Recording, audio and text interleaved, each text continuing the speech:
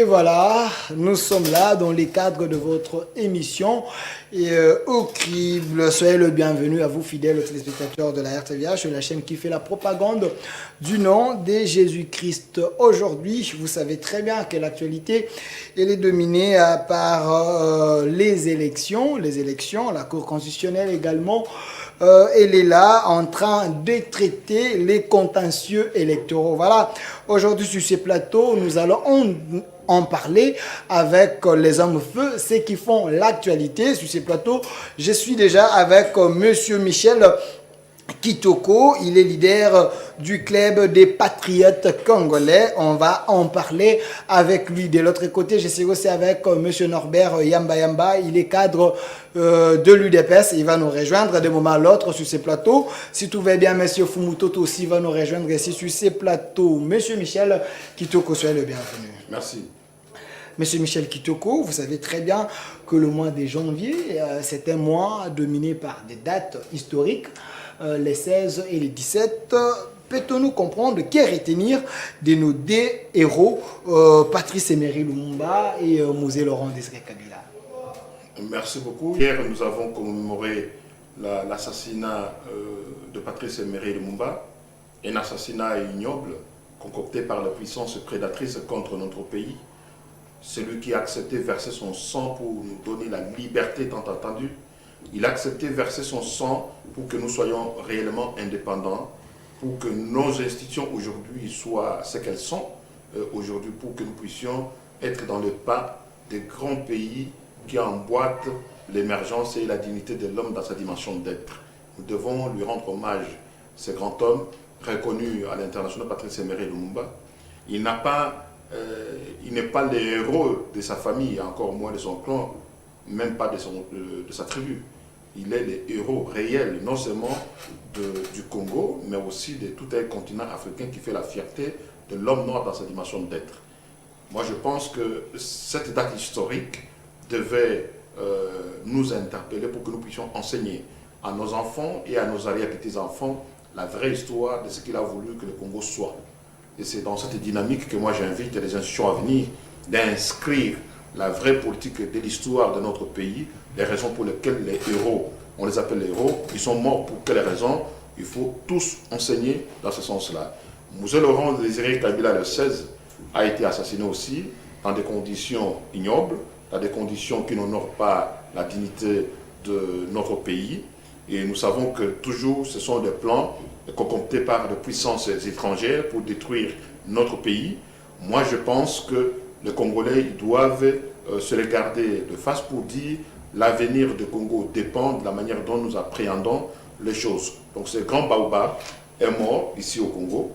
Autant Patrice Emery Lumumba a versé son sang pour le Congo, l'autre aussi pareil, il a versé son sang pour le Congo, lui qui n'a jamais trahi la nation.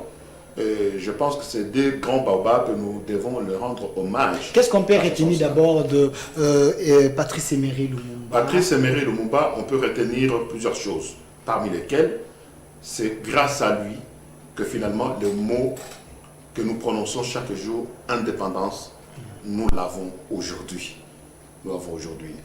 Il a été compris à l'époque quand il était en Congo. Vous savez, il est mort à 36 ans, même malgré qu'il possédait une étoile, quelqu'un qui a été visité, je peux dire que ce sont des gens qu'on ne trouve pas chaque siècle comme ça. Au hasard, il est venu pour servir vraiment le pays comme un véritable Moïse. Donc, il a lutté pour que nous soyons réellement libres. Vous savez, je peux vous donner, parce que vous êtes dans une chaîne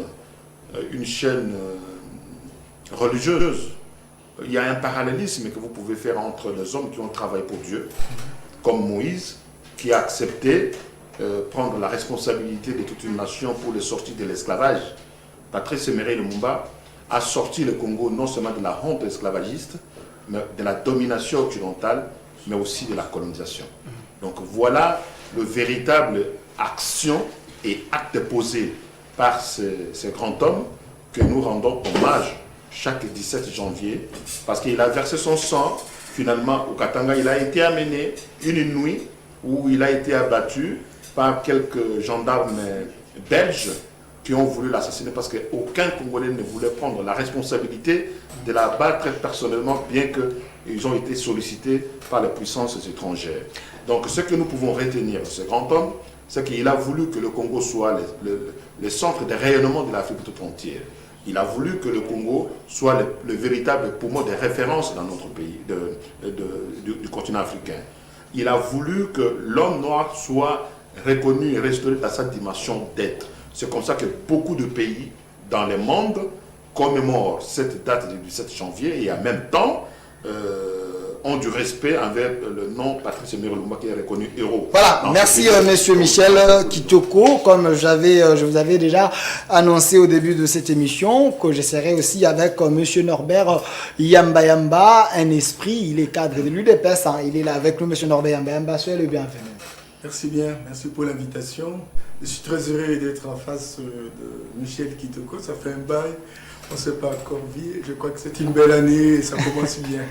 Et voilà, Monsieur Norbert Yamba, nous parlons d'un sujet important, élection en RDC, enjeu de l'heure. On en parle, vous savez, tout ce qui tourne autour des élections. Mais d'entrée des jeux, on commence parce que nous sommes au mois de janvier. Hein, il y a des dates historiques, hein, le 16 janvier, le 17. Qu'est-ce qu'on peut retenir de Mouzé Laurent Désiré Kabila? Mouzé Laurent Désiré Kabila fait partie des lumumbistes qui ont voulu perpétuer les combats contre l'impérialisme, contre la mondialisation qui virait véritablement infantiliser, instrumentaliser, imbéciliser tout un peuple, surtout l'Afrique subsaharienne. Et donc, il est revenu avec la vision lumumbiste et il a mis en place cette vision et cette vision n'a jamais été acceptée par les tenants de l'ordre international. Et voilà. Mouzé est parti. Mais je regrette simplement ce que, malgré cette vision de responsabilisation de la population, d'organisation de la population, de prise en charge de notre destin, bon, les héritiers n'ont pas fait beaucoup.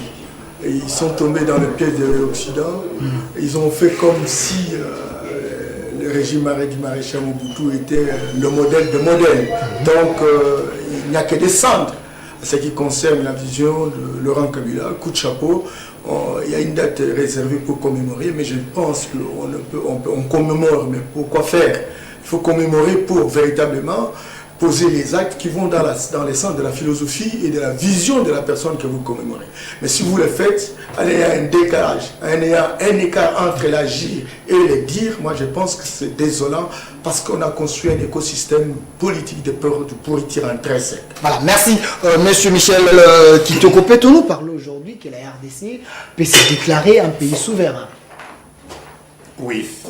Moi, mon combat, c'est d'enseigner aux citoyens congolais, surtout à nos enfants, et pourquoi pas à nos alliés et petits-enfants qui doivent comprendre dès maintenant que nous sommes indépendants. Et cette indépendance que nous avons obtenue au prix du sang.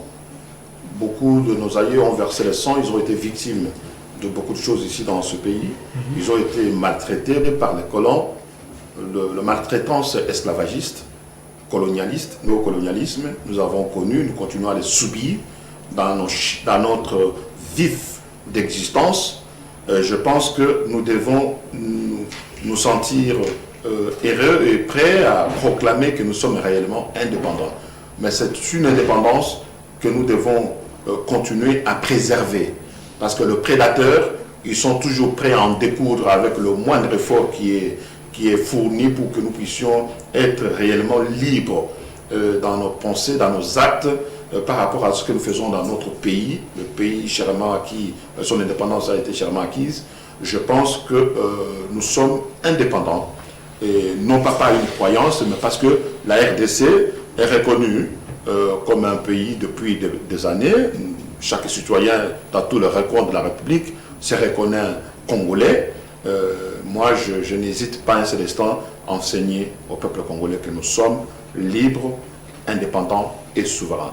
Voilà, Monsieur Michel Kitoko, je voulais aller avec vous par rapport à cette question. Vu les dernières tractations entre les camps Martin Fayulu et les camps Cash, peut-on nous parler aujourd'hui que la CENI, elle est à la base de tous ces maux, tous ces problèmes? Bon, je pense aujourd'hui que la CENI a fait son travail avec des erreurs, avec aussi des résultats positifs, ainsi de suite. La considération sur la façon dont doit fonctionner la CENI dépend aussi des acteurs, des représentants des acteurs politiques qui ont voulu composer la CENI. Ça, nous devons nous le dire. Au sein de la CENI, vous avez la classe politique de l'opposition qui fait partie de la CENI. Et ce n'est pas tous les opposants, tous les partis politiques d'opposition qui se trouvent représentés à la CENI. On a pris qui se disent les gros partis de ce pays pour se faire représenter. Vous avez le représentant du UMLC qui se trouve à la CENI. Vous avez l'UDPS à la personne du rapporteur qui est à la CENI. Vous avez le PPRD aussi qui a ses représentants là-bas. Donc c'est une institution complètement politisée. Contrairement à ce que vous dites de temps en temps, moi je réfléchis en patriote. Je vous dis que nous devons dire les choses telles qu'elles sont. On ne peut pas considérer une institution complètement politisée pour que ça ne donne pas de couacs ici et là. Et les couacs de ceux qui ont composé, ils doivent pouvoir les assumer.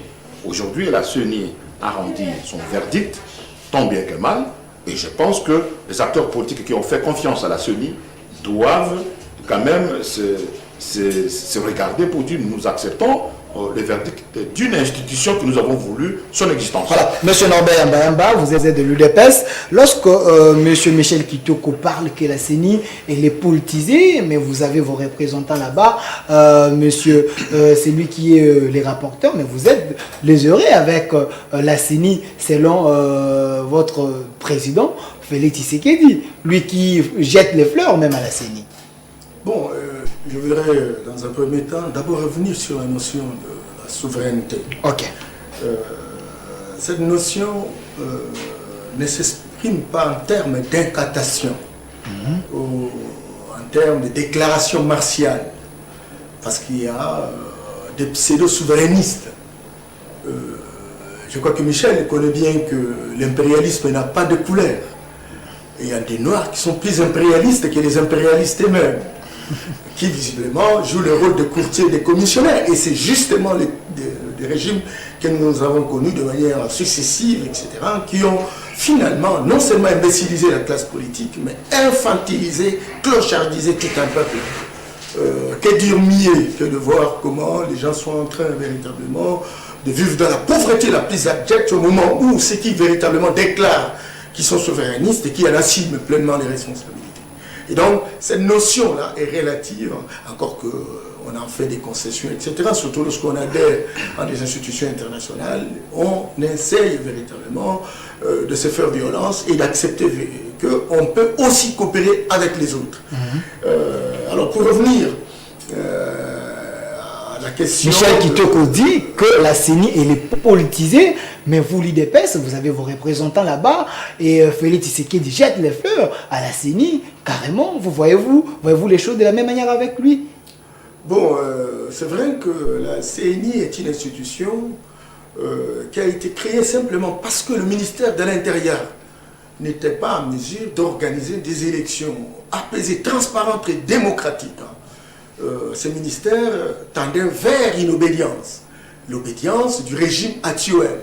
Et les gens se sont dit, pour que véritablement les élections se tiennent dans des conditions le meilleur, il faut chercher un organisme censé être indépendant, mais qui représenterait les différents groupements politiques. La perspective, c'est de dire, on se surveille mutuellement, on peut recentrer le débat, ou en tenant compte des aspirations des uns des autres pour faire avancer les choses. C'est comme ça qu'on a mis en place la CENI.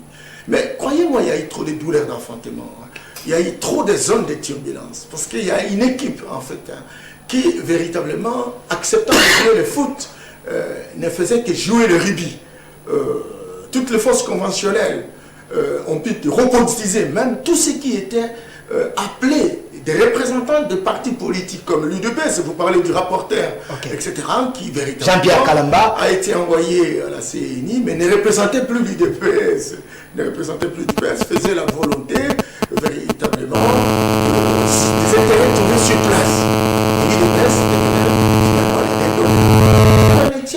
les élections ont eu lieu et le président Félix, un bon démocrate, est respectueux des institutions qui sont mises en place, bien qu'il ait été déçu de sa volonté de changer la personne qui était déjà à l'interne et qui véritablement servait d'autres intérêts. Et donc, c'est par rapport à ça, parce qu'en tant que chef de l'État provisoire, bien entendu, il ne peut pas non plus tirer des boulets rouges sur toutes les institutions, il va les discréditer. Avec quelle institution va-t-il travailler? Et donc, il a fait de bonnes lois. Ce n'est pas parce que l'avantage était de votre côté, il a changé les langages. Il est président de la C'est ce qui craint quand même. Il est président de la République.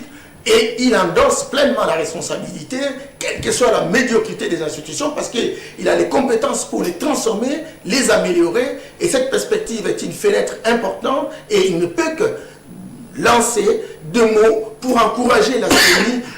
Ça, ce n'est pas être complice avec la CENI. Non, ce n'est pas être complice avec la CENI. Vous savez, nous avons été des candidats. Vous savez ce que la CENI a fait. Nous disons que nous bandons les yeux pour ne pas voir cette saleté. Parce qu'en fait, mais au moins, nous disons que, parce que c'est une institution que nous avons mise en place, parce que nous avons la responsabilité de pouvoir améliorer cette institution qui est très importante dans la construction de la paix, dans la construction de la méfiance, dans la réduction de la construction de la confiance, bien entendu, la réduction de la méfiance, nous avons intérêt à lancer 2 mots sympathiques, mais nous savons que c'est un défi réel pour la changer. Voilà, Monsieur Michel Tel Kitoko, l'un des candidats président de la République, Théodore Ngoï, lui aussi il avait saisi plutôt la Cour constitutionnelle pour que la Cour constitutionnelle puisse tabler sur les irrégularités de la CENI. Il demande à la Cour d'annuler d'abord le résultat provisoire. Voyez-vous, c'est là possible si ça peut se faire avec tous ces mouvements que la CENI a à faire pour qu'on ait les élections. Bon, moi je pense qu'aujourd'hui, il a eu sa réponse avec la Cour constitutionnelle. La Cour n'a pas encore tranché. Non, je dis la Cour n'a pas encore tranché, mais il a quand même, c'est un juriste que je respecte bien. Je pense qu'il a bien compris la différence qu'il y a entre la saisine, c'est-à-dire que l'objet qui a été saisi pour le compte de la Cour constitutionnelle, ce jour-là, donc il ne fallait pas se tromper de sujet. La Cour devait être saisie en matière de contentieux électoral et puis la question de la constitutionnalité d'un certain nombre de choses, ce n'était pas le cas. Moi je pense qu'il a eu un certain nombre d'éclaircissements par rapport à ça au moment où le ministère public a pris la parole pour lui éclairer un certain nombre de choses. Mais je n'entre pas dans ces débats pour ne pas remplacer la Cour constitutionnelle, mais en tant que politologue, je ne vois pas un élément sérieux qui permettrait qu'on lui donne raison pour annuler le scrutin au nom des irrégularités. Donc ça, c'est un élément important. Et même le verdict que nous sommes en train d'attendre avec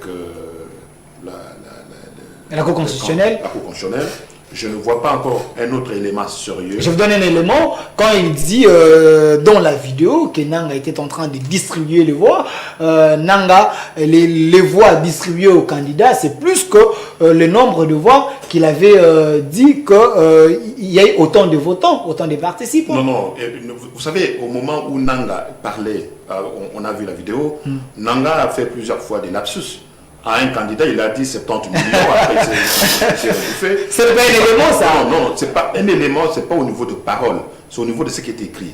Donc au niveau des chiffres qui est mentionné sur le document. Et si vous allez prendre le parole, il a fait les lapsus plusieurs fois. Donc s'il va prendre ces lapsus comme un élément probant, je pense qu'il se trompe. Parce qu'à la Cour, ce sont des éléments de preuve, non pas de preuves visuelles. La vidéo, ce n'est pas un élément, monsieur Michel. Il peut demander de preuves, de documents. Le document de chiffres qui est là, qui parle, on a attribué autant de chiffres à telle personne, autant de ceci, autant de cela, que de s'y atteler sur le lapsus fait par quelqu'un. Parce que Nanga dit à un candidat 70 millions. Et après, il a dit, excusez-moi, c'est 70 000 et quelque chose. Voilà.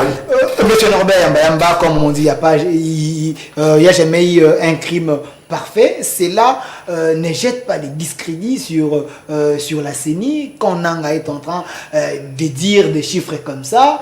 Et selon les documents, ça ne correspond pas. Mais écoutez,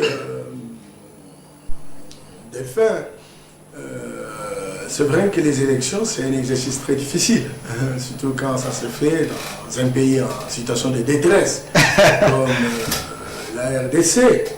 où les institutions ne rassurent pas, les institutions n'inspirent pas confiance, etc. Et donc il y a un peu plus de préjugés.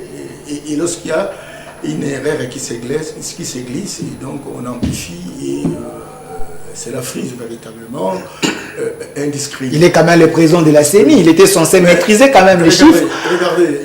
Aux États-Unis, avec les dernières élections, vous savez que Mme Clinton avait obtenu plus de 2 millions de voix d'avance que le président Trump. Mais à un moment donné, toute analyse faite au regard de la législation américaine, etc., c'est Trump qui est passé. Mais il y a eu beaucoup de réflexions autour de cette question. Qu'est-ce qui expliquerait qu'une personne qui obtient plus de 2 millions de voix d'avance ne puisse pas être président? Donc, il y a toujours de petits problèmes comme ça. Même là, il faut savoir quantifier les erreurs. Et lorsqu'il y a sur 100% d'erreurs, sur 100% des choses à faire, lorsqu'il y a 30% d'erreurs et 70% pas de choses bien faites, donc on va dans la logique de la loi de la majorité statistique. Et la conclusion qui se tire, c'est que les choses ont été bien faites, même si effectivement il y a des erreurs qui sont en proportion, n'est-ce pas, des 30%.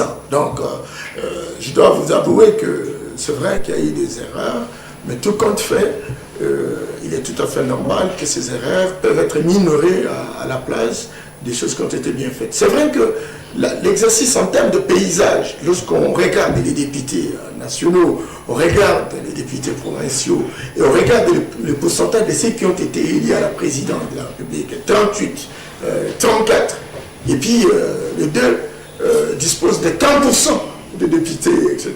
Plus, finalement, celui qui a eu, c'est pas... 15%, ne sais pas quoi, 20%, lui il a plus de 75%. Ça pose des questions questionnantes, des questions qui appellent d'autres questions, mais que voulez-vous, on va pas brûler le pays en fonction d'un comportement qui véritablement a élu domicile dans la gestion de la République. Il faut savoir, comptabiliser les petites victoires, partir de ces petites victoires pour construire un État qui finalement pourra véritablement servir la République, à redorer son image et à être au service de la population. C'est un peu le comportement des uns des autres en se disant, il ne faut pas y jeter de l'essence, profitons du minimum que nous pouvons avoir et faisons en sorte que plus jamais ne soit comme aujourd'hui. Voilà, merci. Monsieur Michel Kitoko, l'Union africaine demande à la Cour constitutionnelle de ne pas se prononcer et puis annuler d'abord les résultats provisoires. Ça, ce n'est pas violer la souveraineté d'un État. Merci. Mais avant d'arriver, j'aimerais corriger un peu ce que Yamba. Monsieur Yamba. Monsieur, vous n'avez pas de problème. Mon frère Yamba. C'est bon, corrigez alors. Monsieur Yamba. Merci beaucoup. C'est bon. Vous savez, la différence qu'il y a eu à la question des États-Unis d'Amérique, vous savez très bien que la différence entre le nombre de voix obtenues par Hillary Clinton et Donald Trump, c'était l'électorat de masse qui ne changeait pas, parce qu'aux États-Unis, on appelle ça élection système. Ça veut dire que le grand électeur a obtenu énormément le mandat, le quitus, qui permettait que Trump passe comme président de la République. Donc le terme d'électorat de masse ne changeait en rien la position des grands électeurs qui ont positionné Trump comme le candidat pressenti pour le compte des Américains. Donc en même temps, vous savez très bien que c'est autant ils le font au premier degré, mais le président est voté quasiment au second degré par les grands électeurs qui représentent la masse. C'est ça, juste cette différence-là. Mais excusez, vous ne corrigez rien, parce que j'ai dit que j'ai dit la législation américaine. La législation américaine ne lui a pas permis de passer. Et c'est cette législation américaine qui distingue les électeurs de masse et les grands électeurs. Et justement. C'est ça. Donc, il n'y a pas encore... Il a mal compris. Vous avez mal compris alors. J'ai mal compris. Quand vous faites le parallélisme et la comparaison entre le système américain et le système congolais, les téléspectateurs, s'il vous plaît, mon frère Yamba, les téléspectateurs risquent de comprendre que quelle que soit l'issue où tel candidat a gagné beaucoup plus de voix que l'autre, on les laisse ne pas passer au nom de cette comparaison-là. Le Congo, c'est une autre chose. Le système congolais est complètement différent qu'on ne peut même pas évoquer la comparaison des deux systèmes américain. Donc, j'ai donné l'exemple américain. S'il y a une erreur, c'est la loi, oui, la loi américaine. Oui, le droit positif américain, voilà comment il détermine. S'il y a le nombre de chiffres au Congo, quand on a un nombre, on a un nombre.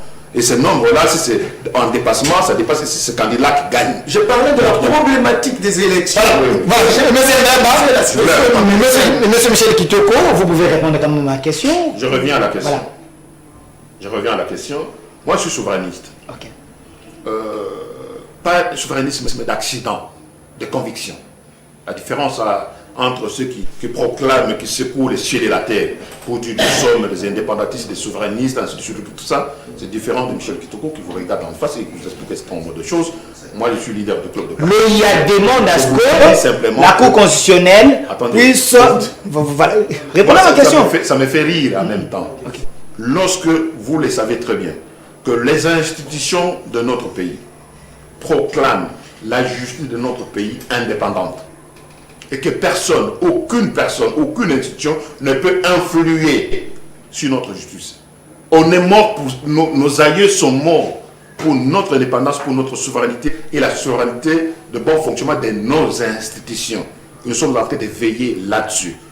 Et combien de Congolais ont décrié à chaque fois qu'on dit il y a un problème ici pour que notre justice soit réellement indépendante. À plus forte raison, la justice appelée de la Cour constitutionnelle qui veille au bon fonctionnement de la constitution de notre pays, ainsi que les dirigeants de notre pays. Et c'est à cette cour, lorsqu'un dirigeant de notre pays a un problème pénal, c'est cette cour-là qui va s'en charger de juger le président de la République ou le Premier ministre, ainsi de suite. Vous comprenez? Donc il y a là-bas les injonctions à donner à la Cour constitutionnelle? Pas du tout.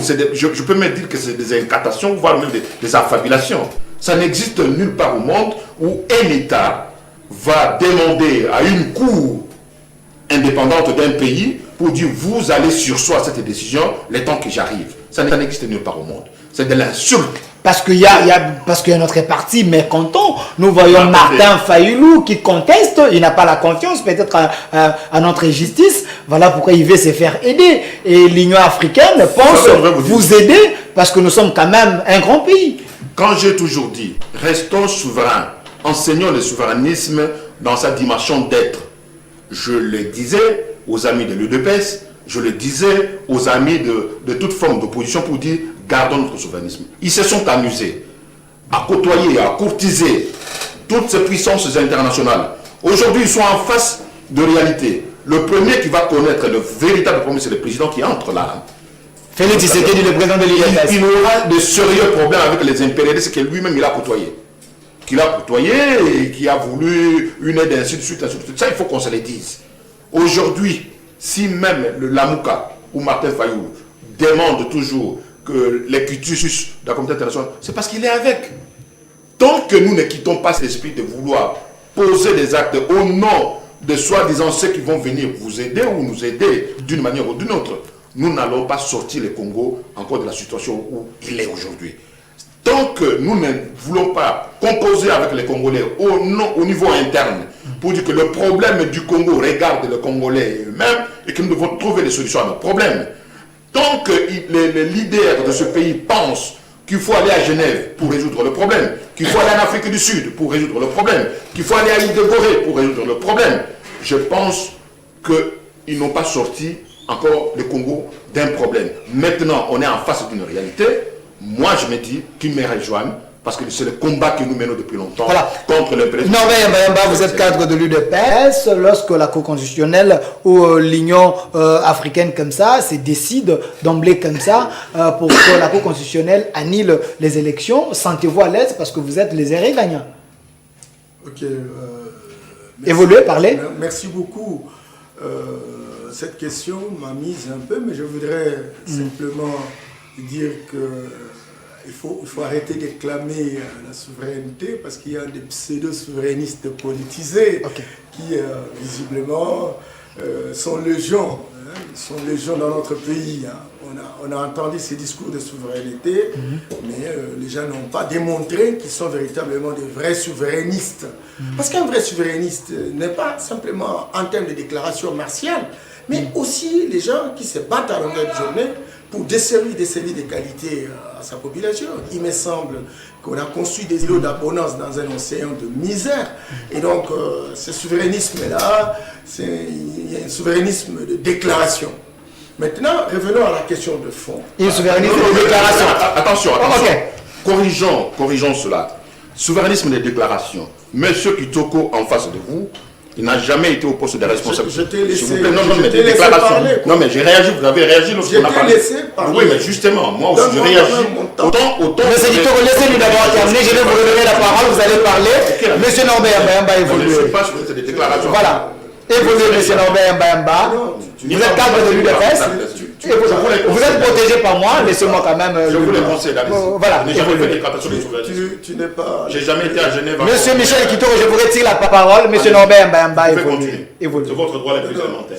Je voudrais simplement dire qu'il n'est pas laissé à déclarer être souverainiste dans ce pays. Ok. Je parle de moi. Je ne suis pas les porte-parole de Le personne. régime que vous soutenez, c'est un régime. Je n'ai soutenu personne, je soutiens la République. Réputé souverainiste, en fait. Et c'est comme Il ça. soutient quel régime? Je soutiens la République démocratique du Congo. Le régime ici. Je n'ai jamais Voilà. été membre d'un parti politique. Vous allez répondre. Voilà. Monsieur Norbert Le Mbayamba régime évolue. décadent. Voilà. C'est ce qui est Vous sur- parlez. Bon, alors, voilà. là, on n'est pas le problème, Michel, Ok. parce qu'on se connaît. Non, c'est un problème parce que je vais répliquer. Vous allez parler. Merci. Évolue. Bon, je dis que c'est bien bon, franchement, de déclarer. Mais c'est aussi bien bon de mettre en place des schémas opératoires qui permettent de sortir notre peuple de la pauvreté. Il me semble qu'aujourd'hui, la pauvreté abjecte, elle est là. Et qu'il y a des îlots d'abondance. Des hommes qui se sont enrichis insolemment sur les dos de notre peuple et qui se déclarent des souverainistes. Nous avons le droit de le dénoncer. Mettez en place des stratégies innovantes qui permettent de sortir notre peuple de la pauvreté. Les Chinois qui sont nos coopérants, ils l'ont fait. À 5 ans, ils ont sorti 700 millions de personnes de la pauvreté. Aujourd'hui, chez nous, on nivelle vers les bas et c'est chaque année que les pauvres augmentent. Et on en a marre d'écouter des déclarations, des coups de manteau, sans disant que bon, les gens sont des souverainistes, etc. Ça, c'est autre chose. Okay. Mais alors maintenant, revenons à l'Union africaine. Okay. Vous savez, l'Union africaine, c'est une organisation. Ce n'est pas un État fédéral. Nous avons toujours prêché pour que nous ayons les États-Unis d'Afrique. De manière que nos États forment un État, un seul État fédéral. Et lorsqu'il y a un problème qui se crée dans un État fédéré, l'État fédéral a le droit d'aider à ce qu'on puisse réguler la situation. Nous n'en sommes pas encore là, même si tel est notre souhait, tel est notre désir qu'on y arrive. Bon, l'Union africaine a beaucoup péché. A beaucoup péché. C'est vrai qu'on a besoin aussi d'écouter les voisins pour savoir qu'est-ce qu'ils pensent, quel est leur avis et considérations par rapport à telle ou telle chose. Mais chaque pays aujourd'hui, parce que nous ne sommes pas les États-Unis d'Afrique, nous sommes une organisation africaine. Nous avons une organisation africaine. Chaque pays a une autonomie, chaque pays a un droit positif. Chaque pays a sa constitution. Et sa constitution garantit est la loi fondamentale de chaque pays. Et donc c'est sur base de cette constitution, c'est sur base des lois et des textes réglementaires que chaque pays s'en inspire. Et nous avons une constitution qui a déterminé qu'en cas de contentieux électoral, il existe des différents États, il existe des procédures.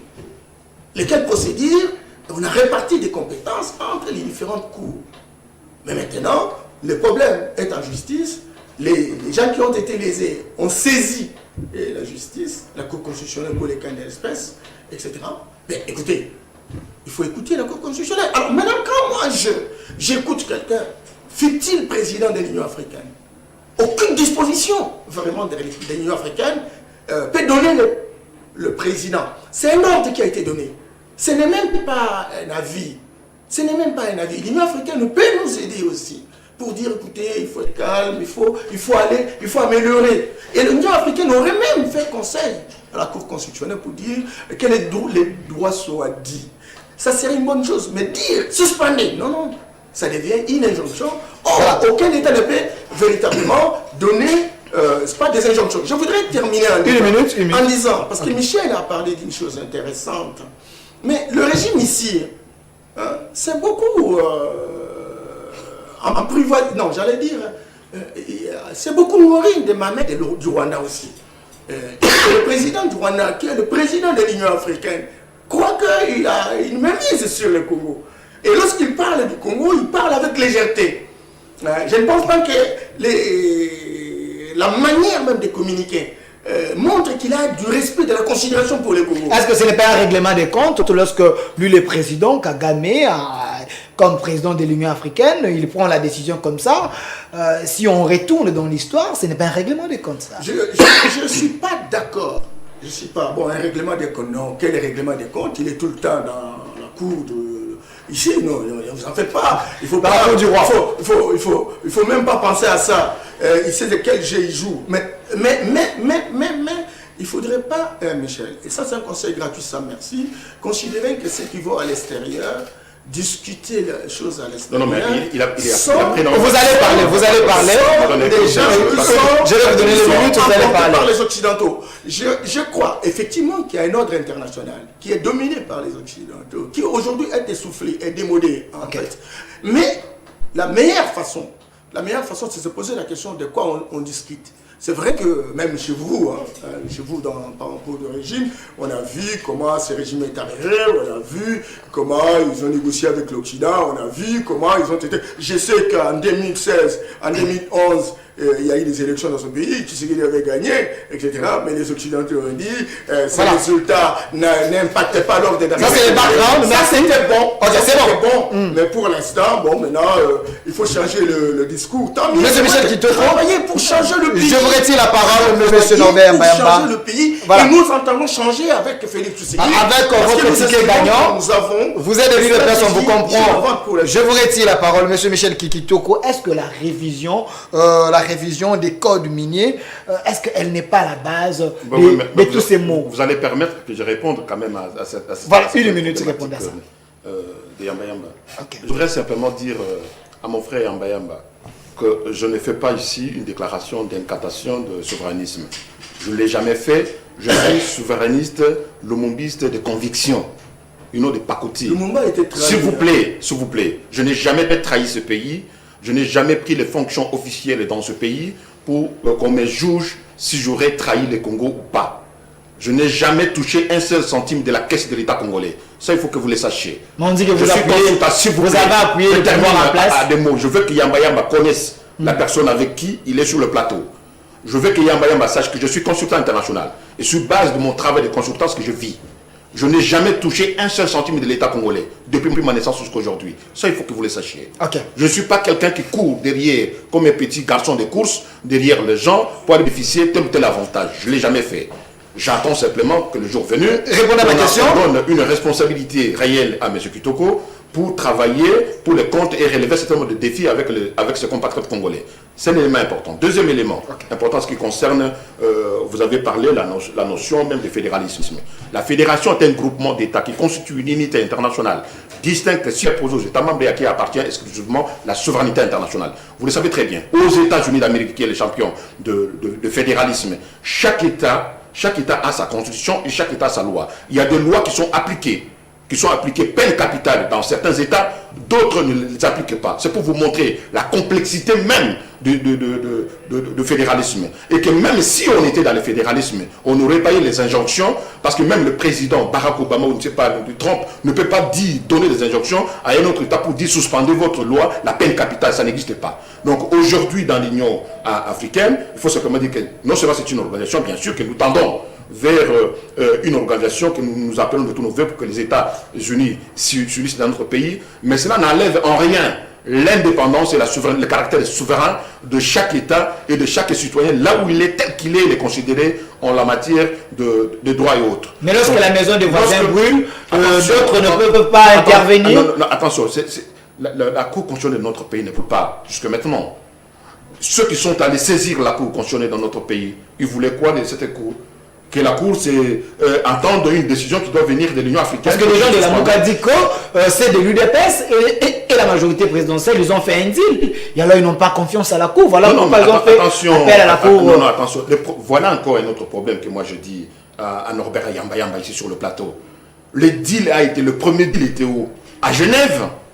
Le premier deal, la personne pour qui il va Félix défendre Tshisekedi.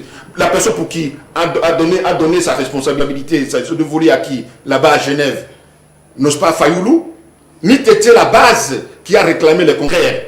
Est-ce qu'aujourd'hui il serait reconnu s'il persistait et signait que moi je veux remettre la responsabilité? Est-ce qu'il serait président? Donc c'est un président fragile. Voilà. Donc toute cette fragilité-là a voulu par nos amis qui ne veulent pas admettre qu'ils sont allés toucher la queue de diable et jouer avec. On ne joue pas avec la queue du diable comme ça, cher ami Yamba Yamba. Et lorsqu'on est dans des perspectives de se faire respecter, les États-là, les puissances prédatrices vont vous respecter en termes d'intérêt, vous le savez très bien. Et non pas en termes d'amour, que vous pouvez être là, j'ai des beaux yeux, je bois bien avec vous du whisky sur la table. C'est pas ça les problèmes. Répondez à ma question, la révision des codes miniers, est-ce qu'elle n'est pas la base de tous ces mots?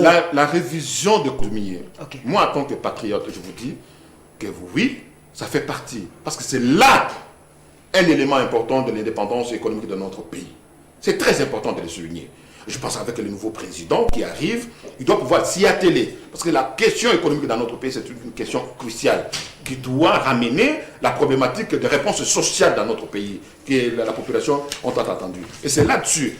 Tant que le prédateur de l'extérieur contre notre pays n'ont pas encore de l'intérêt réel comme ils l'ont toujours, nous aurons toujours des problèmes.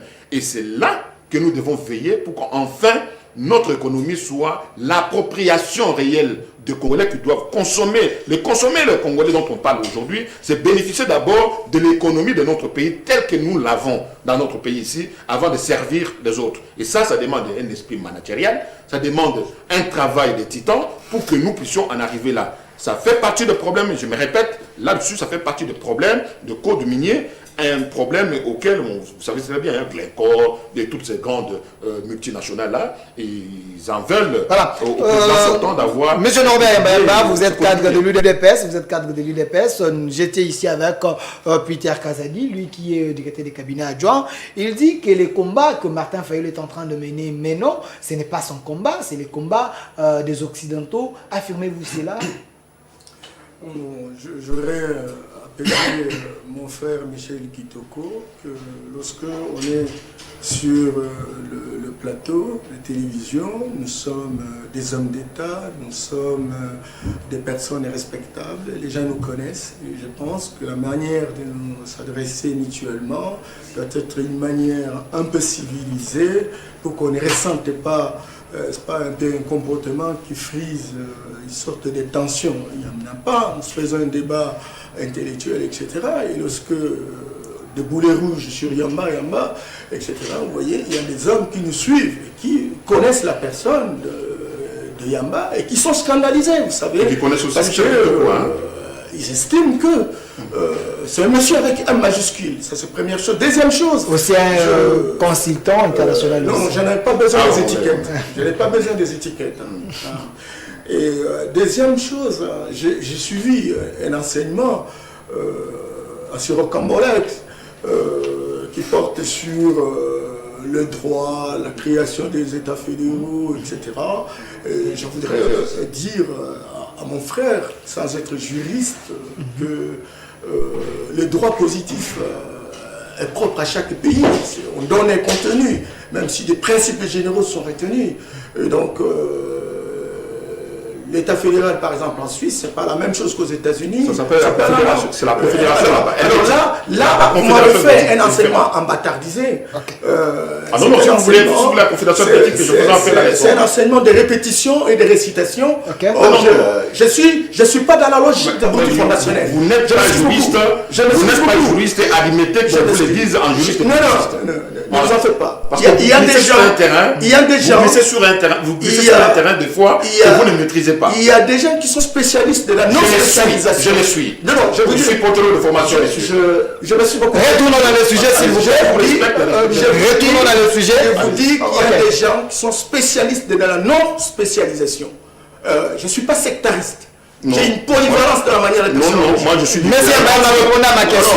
Non, est-ce que tu acceptes que moi je réponde? J'accepte tout à sachant que vous voulez pas... Monsieur Michel Kitoko, vous n'avez pas la parole, c'est Norbert Mbemba qui répondait. Répondez à ma question. Le combat des Faïlou, ce n'est pas son combat, c'est le combat des Occidentaux. Est-ce vrai? Dans une logique émotionnelle qui frise une sorte d'adolescence retardée. Je suis un homme mature et je suis heureux d'apprendre qu'il est aussi consultant comme moi. Et nous avons intérêt véritablement à élever le débat. Donc, il faut les niveler, il ne faut pas les niveler vers le bas. Alors, à ce qui concerne... Est-ce vrai ce que Martin Fayulu est en train de faire? Ce n'est pas son combat, c'est les combats de l'extérieur. Selon Peter Kazadi, vous êtes cadre de l'UDPS, avouez-vous cela. C'est vrai qu'il y a eu un problème à Genève. Et là, je peux bien rejoindre Michel qui a pris l'option de me matraquer. C'est mon pote. Et voilà. Donc, c'est vrai qu'il s'est posé un problème à Genève. Il s'est posé un problème à Genève avec des engagements incohérents. Vous ne pouvez pas imaginer quand quelqu'un vous dit signez les documents et si vous osez, vous retirez à ce moment-là. Donc, toute la carrière est entamée. Mais entre nous, sincèrement. Des menaces comme ça. Et donc, ça frise une complotation. C'est vrai. Ça frise une complotation. Et vous savez, je crois que Michel a dit, il n'y a pas d'amour, il y a toujours des intérêts. Et c'est qui aujourd'hui, vous savez, ça a circulé dans les réseaux sociaux, 5 millions de dollars de donations à la fondation Kofi Annan. Pourquoi faire? Et qui a donné cet argent? Il y a des bruits qui courent, naturellement, qu'effectivement, dans le lot, il y a des multinationales. Mais qui ont pactisé avec les multinationales? Tous les combats que nous sommes en train de voir aujourd'hui. Où il y a un groupe qui croit véritablement avoir maîtrisé les médias. Parce qu'il y a eu même plus de 460 000 dollars qui ont circulé. L'idée, c'était de matraquer, de faire un matraquage de cerveau pour donner l'impression que c'est Félix qui a été corrompu, etc. Et qui, visiblement, voudrait faire le contraire. Nous ne sommes pas encore là. Nous ne sommes pas là. Je crois qu'aujourd'hui, plus que jamais, des pays comme Malaisie, des pays comme Corée du Sud, Singapour, etc., ont été colonisés comme nous. Ils se sont battus, ils ont monté des stratégies qui leur ont permis véritablement de sortir du bourbier. L'ordre international existera. Les valeurs occidentales de domination existeront. Mais c'est à nous de nous organiser. De nous organiser pour sortir de la pauvreté. Parce que c'est là qui est le piège. Et donc, s'il y a eu un problème à Genève, il y a des gens qui ont pris des engagements. C'est comme ça que vous voyez comment les gens se sont mobilisés. Mais vous, journalistes, vous avez quitté tout pour se mobiliser. Ce sont des questions que vous n'avez aucune maîtrise, etc. Non. Bon, je retire ça. Évolue. Mais vous devez aussi beaucoup travailler pour construire la puissance du savoir. Ce que nous faisons déjà, c'est bien pour les pays. Et c'est ça justement, aujourd'hui c'est vrai qu'on parle de plus en plus des multinationales qui ont une influence grandissante par rapport à la problématique que nous avons aujourd'hui, où vous voyez même l'Union africaine changer de position au fil du temps, SADC changer de position au fil du temps, etc. On comprend la robotisation et l'imbécilisation des institutions africaines qui dépendent véritablement de l'Occident à proportion de 90% de leur budget. Nous croyons qu'aujourd'hui, plus que jamais, et c'est là que je voudrais que les panafricanistes prennent les responsabilités pour diriger l'Afrique, parce que ce 21e siècle, c'est le continent Afrique, c'est le continent de l'Afrique, mais nous avons des gens qui ont besoin, n'est-ce pas, de faire des cortèges avec des fanfares, etc., mais qui sont moins préoccupés pour la dignité et l'espérance de notre continent, qui aujourd'hui a 3 atouts: la population active, les minéraux, et nous avons également la taille. Et ça, il faut que les gens prennent conscience pour que, sans être des revanchards, sans être contre les Occidentaux, mais on peut construire des synergies gagnantes, on peut construire un partenariat stratégique. C'est bien dit, monsieur Norbert. Ok, c'est bien dit, monsieur Michel Kitoko, nous chutons par là. Est-ce que la Cour constitutionnelle, elle ne peut pas attendre l'Union africaine? C'est lundi. Peut-être l'Union africaine peut aussi amener les éléments importants qui peuvent aider à la Cour de bien juger pour qu'il n'y ait pas de tension. Est-ce que c'est là il faudrait parler de l'ingérence? Je ne pense pas que l'Union africaine a été à l'ODJA, dans les bureaux de vote. Mais l'Union africaine avait envoyé ses observateurs. Je ne pense pas que l'Union africaine a été jusque dans les faits fonds de la République, ainsi de suite. Les observateurs, vous le dites, on a vu quelques observateurs accrédités ici à Kinshasa, ici et là, même la diaspora africaine depuis l'Europe, et ils étaient là comme observateurs. J'insiste sur un point. Aucun observateur n'a été témoin d'aucun candidat. C'est très important de les comprendre. Je peux peut-être, de par mes déclarations à la télé, décevoir un grand nombre de personnes qui attendent la manne qui vient de l'extérieur. Je leur dis, tournons la page de problème, regardons la République démocratique du Congo vers de l'avant, parce que je ne vois pas un seul élément qui permettrait que la Cour constitutionnelle attende les déclarations, encore moins les injonctions qui viennent de soi-disant, entre guillemets, le président de l'Union africaine. Il est impossible, voire même impensable. Et si ça sera le cas, ça sera un danger pour la République. Ils vont croiser tout le patriote sur leur chemin, que ce soit la Cour constitutionnelle et tout le reste. Nous avons acquis cette indépendance au prix du sang. Le verdict doit être rendu. Le plus tôt serait le mieux. En toute indépendance. La passation de pouvoir civilisé, c'est un événement tant entendu au Congo. Et nous devons le vivre ici en République démocratique du Congo. Voilà. Du reste, conciliambule, dialogue. Je dis à Yamba Yamba, ils se connaissent mieux que M. Kitoko. Ils se connaissent. Les Lamouka, les IDP, ils se connaissent. Qu'ils apportent à ce peuple, après toutes ces tracasseries, qu'ils apportent non seulement la paix, mais je dis à mon frère Yamba Yamba, ici sur le plateau, de faire un travail de titan. Je le connais panafricaniste. Je le connais consultant. Je le connais soucieux du Congo. Il doit faire un grand effort pour recadrer un certain nombre de choses. Parce que c'est récemment que nous venions sortir de Genève. Récemment. C'est-à-dire que dans la mémoire vive de chaque Congolais et de chaque acteur politique, le problème est... Nous sommes à la fin, déjà, monsieur...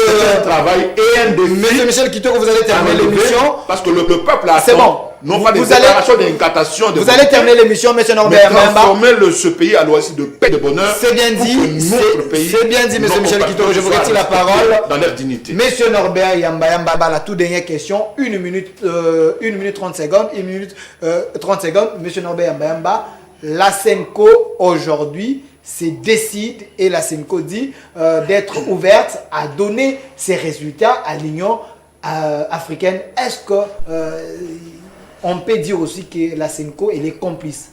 30 secondes. 30 secondes. Non. La diversité d'informations, de leur qu'on est déterminé à éclater la vérité, et moi je pense que ce n'est pas mauvais, surtout qu'on connaît le rôle de la SENCO qui est, pas, de faire le monitoring de l'action publique, construire la performance des institutions, etc. Mais c'est pour les cas d'espèce. Je pense, et Michel vient de le dire, que la SENCO n'a pas été partout. Il avait 17 à 25 000 observateurs sur les 172 000 bureaux de vote. Donc, l'échantillon n'est pas représentatif. Nous ne sommes pas dans une école de sondage. Nous sommes dans une question d'observation des élections telles qu'elles ont été réalisées. Et donc, ce taux de couverture géographique ne permet pas de tirer des conclusions concluantes. En tout état de cause, je demanderai à la SENCO, tout en respectant son rôle social pour que la société fonctionne comme il se doit, de mettre de l'eau dans son vin pour ne pas véritablement mettre de l'essence dans la maison, surtout qu'aujourd'hui, plus que jamais, l'alternance qui a été recherchée est là, encore qu'il y a trop de douleurs d'affrontement. Il faut savoir véritablement relever tous ces défis. Et nous avons besoin de la SENCO, nous avons besoin de la MOUCA, nous avons besoin de... Merci, nous sommes à la fin. Monsieur Michel Kitoko, 5 secondes. Monsieur Michel Kitoko, 5 secondes. Votre mot de la fin à tous les compatriotes et patriotes. Mon mot de la fin, c'est de dire à mes compatriotes congolais, je sais que nous sommes dans un pays de haute croyance chrétienne. Vous avez parlé ici de la SENCO. Je ne crois pas l'évangile seront les bureaux de vote. Je ne crois pas ça. Je crois à l'évangile qui est prêché de Jean, de Marc et tout le reste là.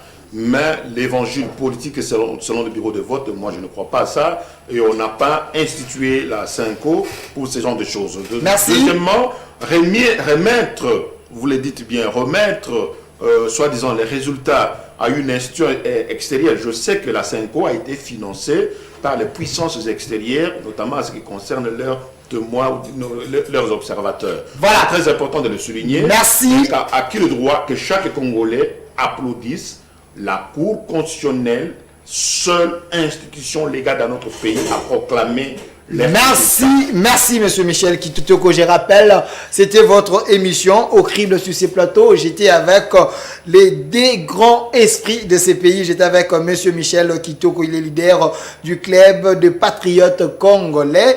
Et de l'autre côté, j'étais avec Monsieur Norbert Yamba panafricaniste. Il est cadre de l'UDPS. Il était là avec nous.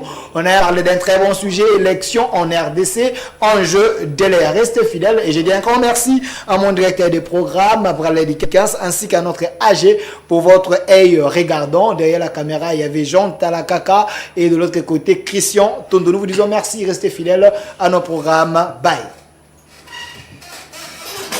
Ça, tu as amené un